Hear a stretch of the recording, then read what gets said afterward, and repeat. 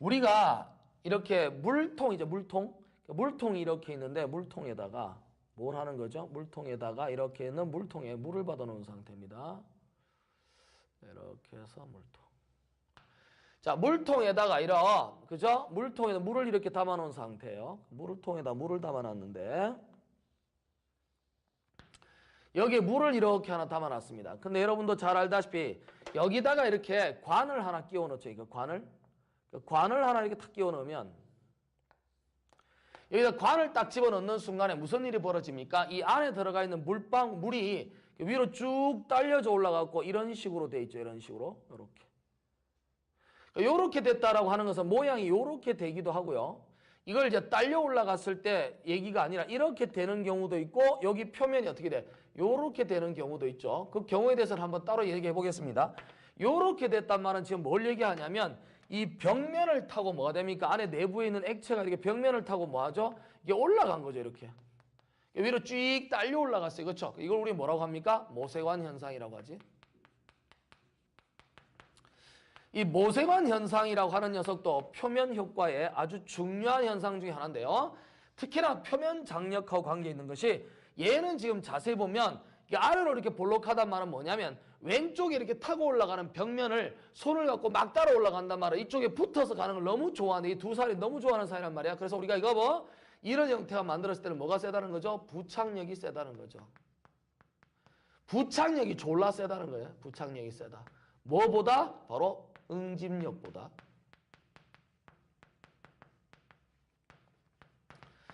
응집력보다 부착력이 세요. 그러니까 응집력보다 부착력이 세기 때문에 이런 현상이 일어나는 겁니다.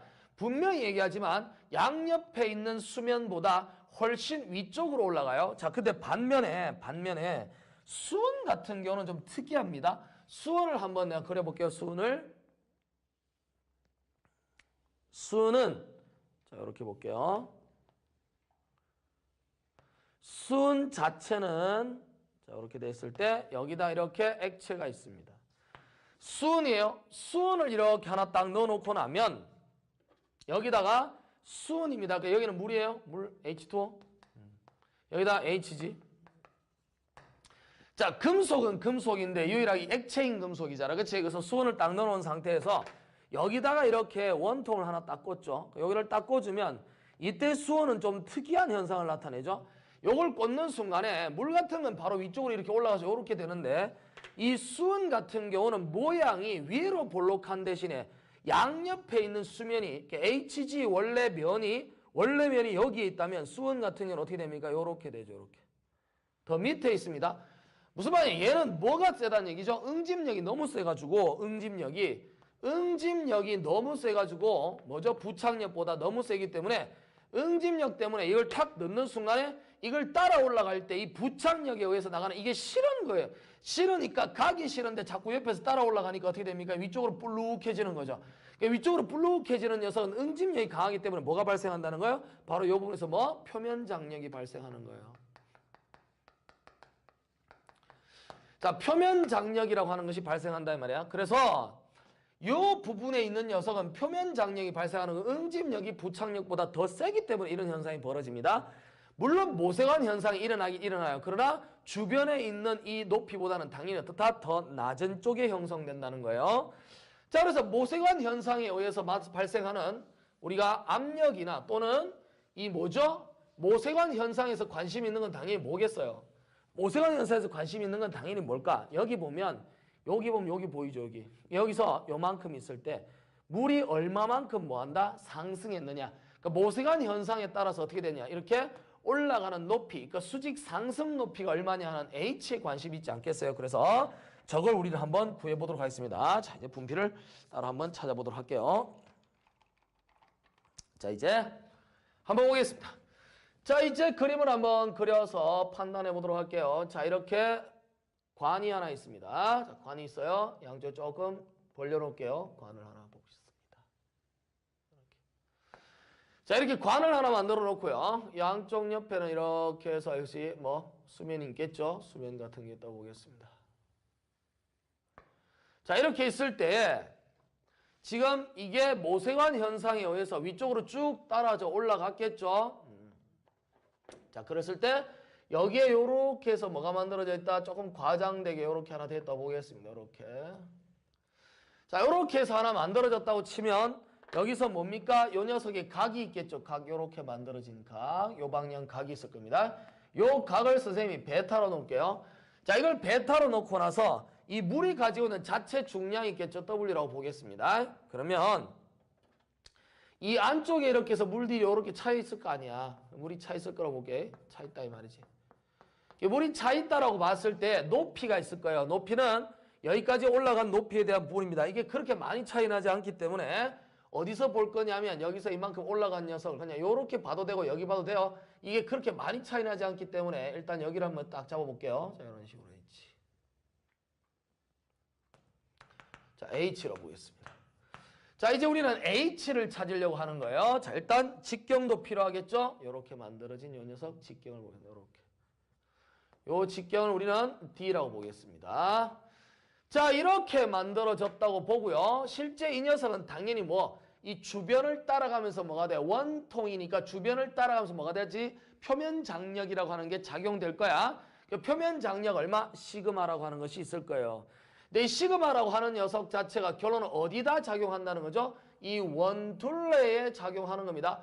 근데 지금 현재 따졌을 때 이 원둘레에 작용하긴 하는데 여기서 우리가 판단하는 건 뭐냐면 여기 나와 있는 조건식 중에서 우리가 이 W에 의해서 아래쪽으로 내려가는 거 이렇게 내려가는 녀석 이 자중이라고 하는 녀석과 이 뭐죠? 이 모세혈관에서 만들어지는 이 모세혈관 현상으로 해서 모세혈관 아니죠?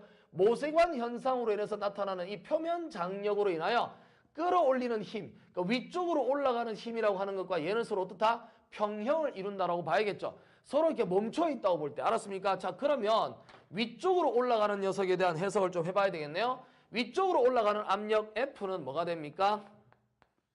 F는 PA죠. PA인데 선 둘레를 따라가는 겁니다. P라고 하는 녀석은 어떻게 됩니까? 그냥 P는 아니죠. 왜냐하면 이게 이런 식으로 됐단 말이에요. 이 각도가 이렇게 주어져 있으니까 위쪽 방향을 얘기하는 거예요. 그러면 여기 있는 녀석 자체에서 우리가 계산할 때는 여기에 표면 장력은 요게 D니까 얼마 돼요? 원 둘레는 2파이 R인데 2R이 D니까 파이 D죠. 파이 D. 그 시그마라고 하는 녀석 자체에다 뭐가 됩니까? 원 둘레니까 얼마? 파이 D가 돼야 되잖아. 자, 이렇게 만들어진 녀석이 시그마 파이 D가 뭐예요? 이 녀석이 뭐가 되죠? 요 녀석. 그러니까 PA라고 하는 녀석이 시그마 뭐가 됩니까? 파이 D예요. 이 시그마 파이 D는 이쪽 방향을 뜻하는 것이고 수직 방향으로 계산을 해야 되니까 당연히 여기 있는 녀석이 얼마 돼? 이렇게 수직으로 계산하려면 당근 이렇게 해서 어떻게 돼요? 이렇게 때려야 되죠. 이 녀석이 이만큼 떨어지려면 얼마 돼? 그 힘 자체는 뭐가 됩니까? 시그마 파이 D에다가 얼마? 코사인 베타를 곱한 거랑 똑같겠죠. 그래야 위쪽 방향 힘이 되는 거잖아. 그러면 이 녀석하고 누가 같다는 거죠? 아래쪽으로 떨어지는 자중하고 같아요. 근데 W라고 하는 건 mg잖아. mg인데 지금 이런 d나 이런 것 가지고 다 계산해야 되니까 h도 나와야 되잖아요. 근데 그러면 여기도 그런 변수가 없으니까 이걸 표현하기 위해서 하나의 어떤 테크닉을 좀 씁시다. 뭐냐면 여기다가 어떻게 하나의 볼륨 이렇게 하고 이렇게 나눠볼게요. 자, 이렇게 나누고 나면 어차피 약분되니까 똑같은 식이 되잖아. 그렇죠. 일단 만들어 놓고 나서 어떻게 됩니까? 이게 뭐죠? 이렇게 된 게 로지죠. 얼마 로지? 로지의 V입니다.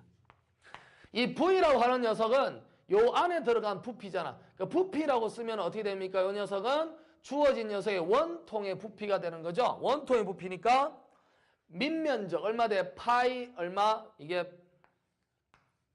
파이에 R이 얼마 되죠? 2분의 D죠. 이거의 제곱이에요. 그렇죠? 그 다음 얼마 됩니까? 높이죠?